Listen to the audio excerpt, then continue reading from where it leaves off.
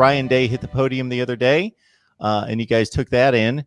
What stands out from the football moratorium right now in Buckeye Land? Yeah, I don't know if he has a podium at home. It was a good conference call, I guess. According to Sports Information, there were about 50 media members on it. They're having to deal with the same situation that everybody across the country, probably across the world, is dealing with now, of just having to keep distance and whatnot.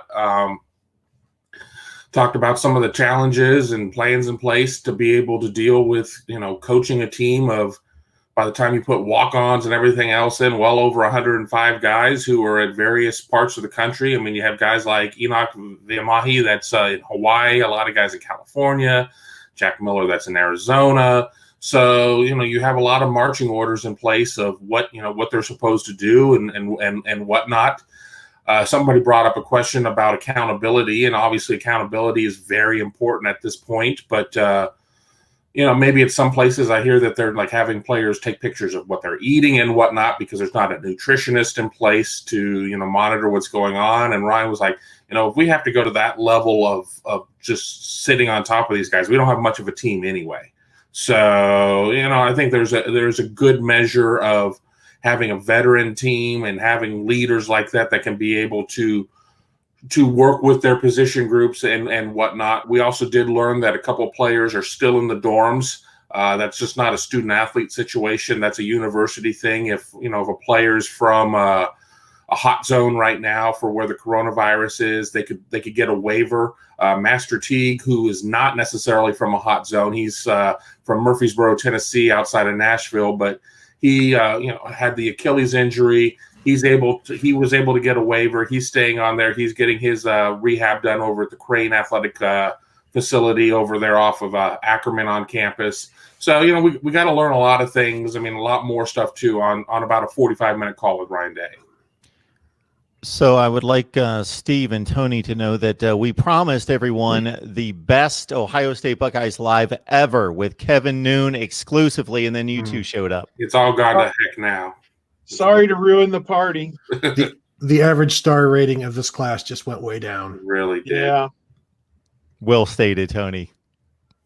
Well stated. All right, Steve, we can continue with you. So as Kevin let us know, Ryan Day had a conference call this week to address the media and some of the concerns and some of the obvious challenges and maybe some of the not so obvious challenges of the situation in trying to get his football team ready and just make everybody keep everybody safe, but make sure that they are working toward a 2020 football season. So what did you take from all of that, Steve? Yeah, I take it that they're doing the best that they can to stay on top of all the logistics involved in micromanaging the lives of 100 college kids who are spread all across the country. Obviously, these guys are back taking online classes right now. Coach Day talked about how they're under an 8-hour rule right now because this is not considered a spring practice time now, because obviously they've put that aside. So they are limited in how much interaction they can actually have with the players at this time, or ask them to do for football activities, I guess, at this time, to 8 hours a week. But still, I think it's imperative and what we're going to find out is which athletes, which teams took this the most seriously when it resumes. Whether it will be May 1st, June 1st, July 1st, at some time in the future, you hope that they're able to get back to some kind of normalized on-campus activity.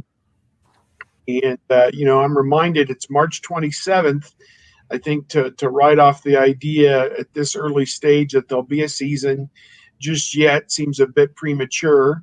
I think there's still plenty of time to hopefully put this thing, however you would say it, I wouldn't say behind us, but at least neutralize it the best that we can, and go from there. So I think everybody is continuing to push forward with the idea that there will be a season in some form, and part of that is continuing individually to prepare for it. Steve hit on a topic that we'll get to in regards to it just being here in the last few days that I've heard from several sources, fairly legitimate people actually talking about there being no season. So, Tony, in regards to Ryan Day's approach, what stood out to you? I think the most interesting thing is the way they have to personalize all of their workouts with so many players. As Day said, you've got players in Hawaii, California, Texas, downtown New York City, and how every house, every situation is different. Not everybody has a basement gym. Some guys, I assume, and I wrote this the other day, are probably lifting with paint cans and who knows what else. I compared it to the Apollo 13, where there was an issue in the capsule, and NASA had to work, off-site using only what would be found in the capsule to fix the issue. So I assume, like strength coach Mickey Marotti and his staff are got info from each player, like what do you have in your house, and then they have to build a workout around that and send videos in on how to get that workout done. I also thought it was interesting how Dave said that they're not, some coaches may be monitoring everything players are doing via Fitbit or requiring players to send in video of workouts being done. He said they're not doing that because of the CARA rules, which Steve mentioned, and also that if they have to basically keep track of every single thing players are doing, then they're not as good as they thought they were. They're not as disciplined as they thought they were. The culture at Ohio State isn't what they thought it was. And so he's putting a lot of trust in the players, but also the players' families. He's got mom and dad riding the players, making sure they're getting their stuff done. Coaches are checking in with them all the time, but they're not, monitoring with satellite imagery every movement of the players. Was it brought up at all in regards to what Ryan Day and his coaching staff believed to be the shortest period of time in which they could reasonably get their team ready for a full season? Yeah, he said it was a good question, and he didn't know. That's fair. Yeah.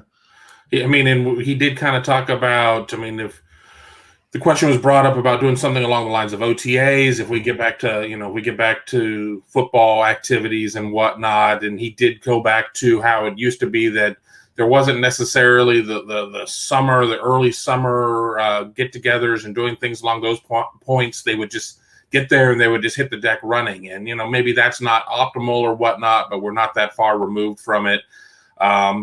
A lot of things in terms of how long it's going to take to get a team ready is going to depend if they're going to have time to phase things in and not immediately be in pads and out there hitting on day one or whatnot. But he said that conversations and studies would need to take place, those famous Urban Meyer studies that we heard a lot about through the years. But yeah, I think that, and I know we're going to get to it in a little bit, I think any talk of scuttling the season here, not even 15 days into really the heavy weeds of this, is grossly premature.